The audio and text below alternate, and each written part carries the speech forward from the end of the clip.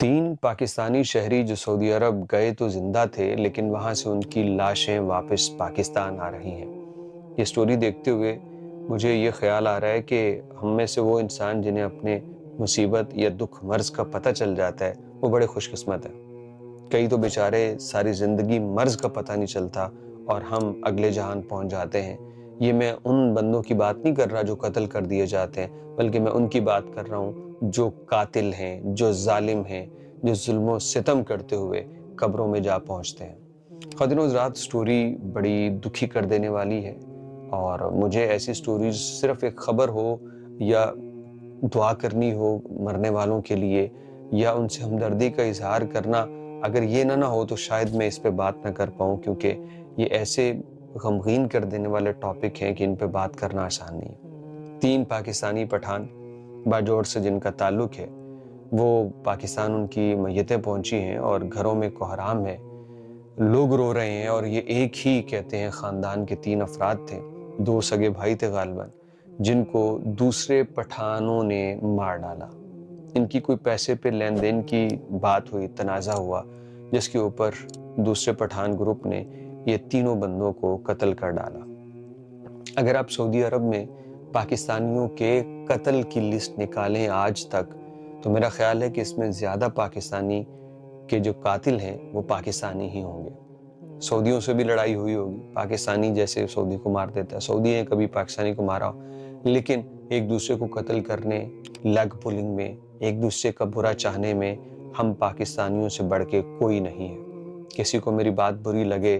تو لگتی رہے، لیکن میں جھنجھوڑنا چاہتا ہوں، میں تھوڑا سا احساس دلانا چاہتا ہوں کہ ہمیں کسی دوسرے کا اچھا کھانا پینا ہضم کیوں نہیں ہو سکتا۔ اب ان 2 فریقوں کی لین دین کا معاملہ تھا، میں نہیں جانتا کون غلط تھا کون صحیح، لیکن اب جانتا ہوں کون ظالم ہے کون غلط ہے۔ جس نے قتل کر دیا اس سے بڑا ظالم کوئی نہیں ہو سکتا، جس نے 3 انسانوں کی جان لے لی اس سے بڑا جھوٹا بندہ، ظالم، ناانصافی کرنے والا کوئی نہیں ہو سکتا۔ پیسے کتنا بھی مسئلہ ہو، کتنا بھی کوئی لڑائی ہو، آپ کسی کی جان لے لو گے، اور یہ مرض کہاں سے بڑھتے ہیں؟ جب آپ کا دل حسد کی بیماری میں مبتلا ہو۔